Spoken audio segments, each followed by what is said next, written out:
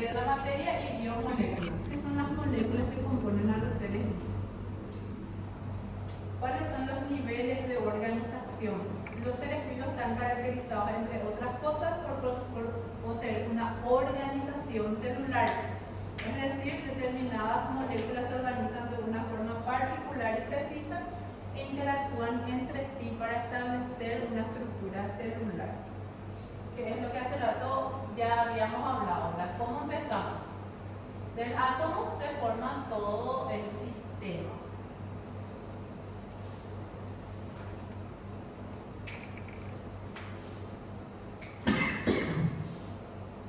¿Cuáles son las macromoléculas que componen a los seres vivos? Ya les dije varias. ¿Cuáles son? Proteínas, lípidos, hormonas, carbohidratos, todo eso ya son macromoléculas. En la composición química de los seres vivos encontramos desde sencillos iones inorgánicos hasta complejas macromoléculas, como vimos recién, por ejemplo, en las estructuras de átomos de carbono, ¿verdad? Que pueden llegar a cientos de miles de combinaciones. Siendo todos igualmente importantes para constituir, mantener y perpetuar el ser vivo. O sea que una molécula simple es tan importante como una macromolécula.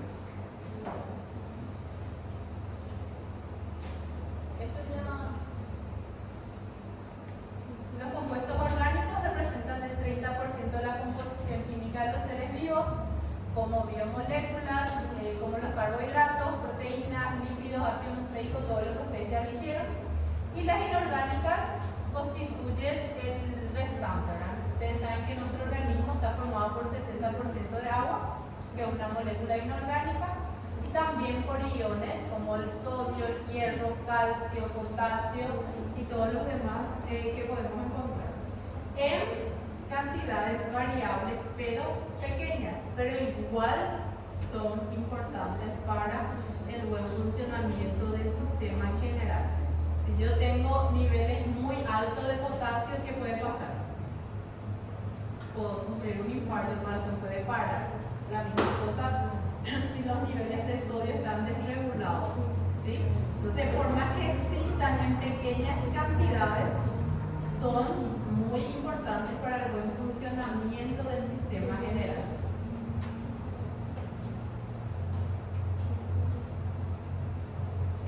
Bueno, luego están los bioelementos. ¿Qué son los bioelementos? Todos los elementos que son indispensables para la vida, sin los cuales el sistema no va a poder funcionar correctamente. Están los primarios, que incluyen los primarios. Son los elementos mayoritarios, de quien hablamos muchísimo recién. Del carbono. Carbono, hidrógeno, oxígeno, nitrógeno, eso es lo que más tenemos en nuestro organismo, fósforo y azufre.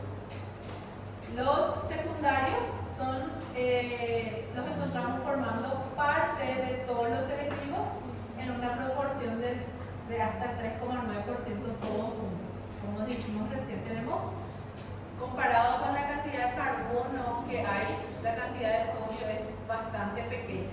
Pero si se altera en unos decimales la cantidad de sodio del organismo, el sistema ya no va a funcionar correctamente. Los oligoelementos presentes en los organismos de forma vestigial, pero son indispensables para el desarrollo armónico del organismo. Representan solamente 0,1%, pero sin los cuales tampoco el sistema va a funcionar correctamente.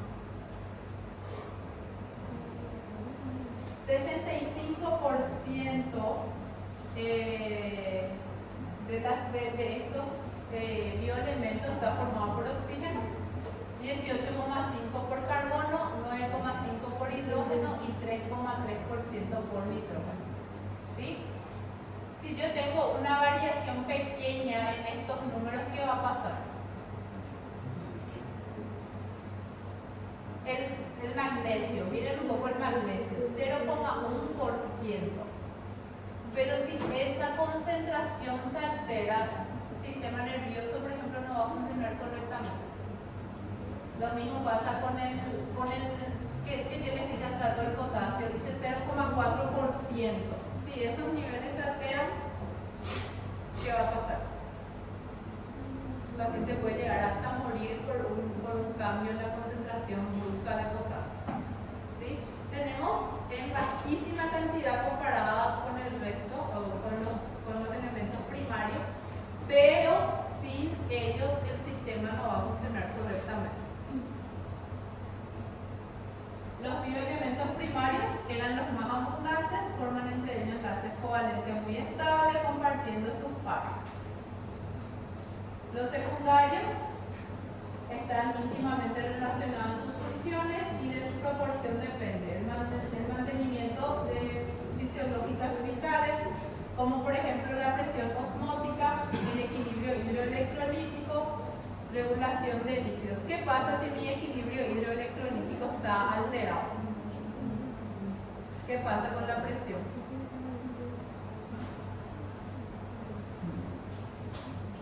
¿Qué pasa si los niveles de sodio están muy elevados? Exactamente, entonces hay una alteración de la presión osmótica. Si el paciente está con exceso de líquido extravascular, ¿qué va a pasar también? Se va a alterar la concentración de los elementos secundarios. Entonces también hay un cambio del funcionamiento de todo el sistema. Entonces, por más pequeña que sea la cantidad de estos bioelementos, ya altera el funcionamiento normal del cuerpo. En el medio iónico, apropiado para diversas reacciones enzimáticas, participan en la regulación del potencial de membrana, conducción de impulsos nerviosos. La contracción muscular, por ejemplo, depende del sodio y del potasio. Si hay una variación en eso, no va a haber una buena contracción muscular. El sodio forma parte de las secreciones digestivas, interviene a nivel intestinal en la absorción activa de numerosos nutrientes, se halla en el medio extracelular.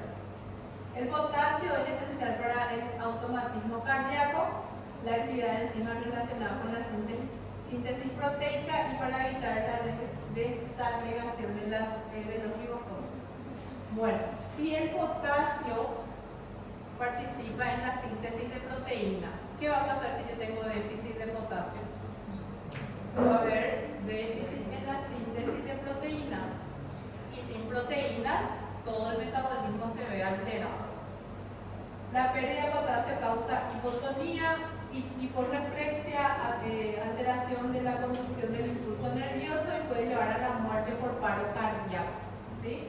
Por eso es importante el equilibrio hidroelectrolítico. No son bioelementos primarios, no tenemos en gran cantidad, pero esa pequeña cantidad ayuda en el buen funcionamiento del sistema general.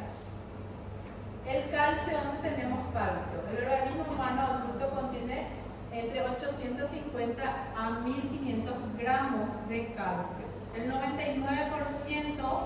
¿dónde está? En los huesos. Y el 1% está en fluidos y tejidos. Es el llamado calcio soluble, que es esencial para regular funciones fisiológicas, como irritabilidad neuromuscular, automatismo cardíaco, contracción muscular y coagulación sanguínea. Ustedes van a ver cascada de coagulación en las prácticas. En todas las cascadas, en todos los factores de coagulación, yo necesito de calcio. Si no hay calcio, no va a ocurrir la coagulación sanguínea. ¿Sí? Entonces, si mi paciente está con déficit de calcio, ¿qué le puede pasar?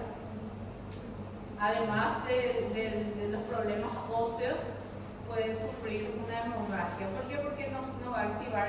Para activarse la cascada de coagulación, yo necesito de calcio. No tengo calcio, no hay cascada de coagulación, no hay hay coagulación. Entonces cualquier corte que mi paciente tenga va a sangrar sin parar. ¿Por qué? Porque no hay activación de la coagulación sanguínea. El calcio que está en los huesos está en equilibrio dinámico con el plasmático mediante un proceso continuo de formación y resorción ósea. ¿Sí? O sea que eso que está en el hueso no es que se queda ahí para siempre. Hay un intercambio entre los dos tipos de calcio. El pico máximo de densidad ósea depende de la ingesta de calcio durante la etapa de crecimiento y condiciona la pérdida posterior. O sea que en la etapa de crecimiento es donde yo tengo que controlar ese consumo de los niveles correctos de calcio, porque después lo que hacemos es solamente perder. Condiciona la pérdida posterior con el consiguiente deterioro de la resistencia y el aumento del riesgo de fracturas, que son las osteoporosis. Por eso hoy en día todo el mundo toma pastilla para calcio. ¿Por qué? Porque nosotros no consumimos la cantidad necesaria en los alimentos, ni cuando somos pequeños. Hoy en día hay varios estudios que a los niños ya tenemos que darle esos suplementos que nosotros consumimos después de viejos, ya que mucha solución no nos va a dar. Pero sí, ya en la etapa de crecimiento hay que aportar esa cantidad necesaria. ¿Para qué es el magnesio? ¿Quién sabe?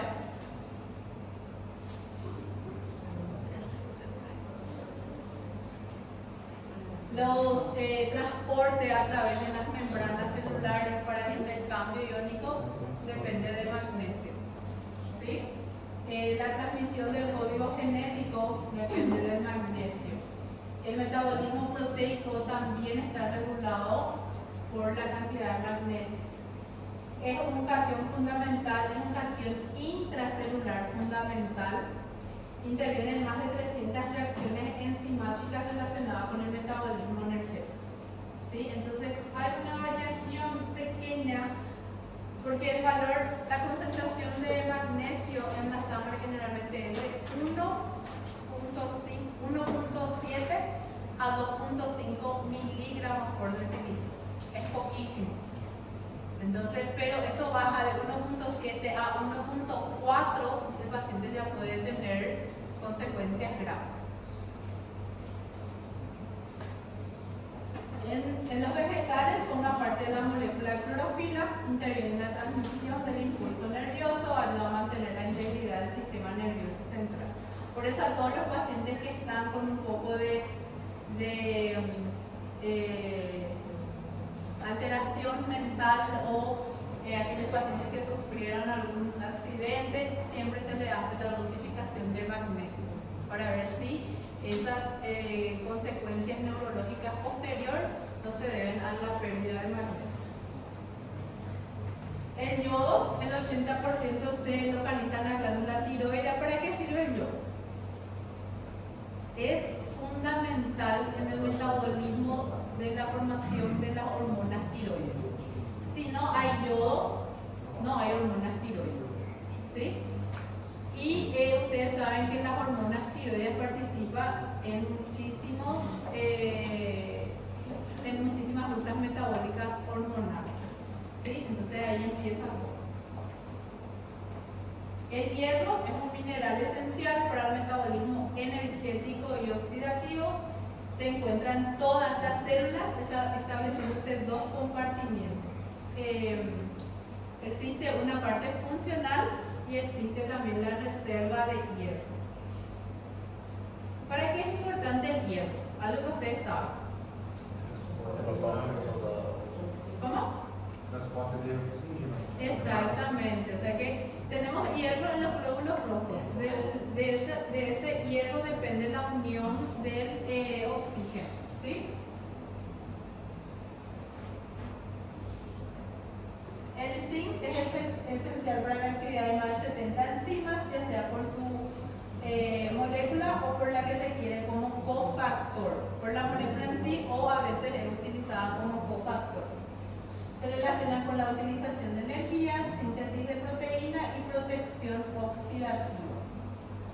Cobre enzimas que intervienen en reacciones oxidativas relacionadas con el metabolismo del hierro, aminoácidos y precursores de los neurotransmisores. Es necesario para la síntesis de la elastina, proteína fibrosa en la matriz extracelular, que es sujeta al colágeno. O sea que si yo tengo baja cantidad de zinc, ¿qué va a pasar con la elastina? ¿Qué va a pasar con mi colágeno? Va a disminuir la cantidad. Entonces, en esos suplementos que se toman, si ustedes miran, siempre hay zinc para estimular la producción de colágeno. El manganeso actúa activando importantes enzimas. Su carencia afecta el crecimiento del esqueleto, actividad muscular y también afecta la reproducción. El flúor es importante para la formación del hueso y los dientes, eso escuchamos desde pequeños. Todas las pastas dentales tienen una concentración X de flúor para ayudar en el fortalecimiento. Bueno, ¿tienen alguna pregunta? Profe, ¿cuál es la diferencia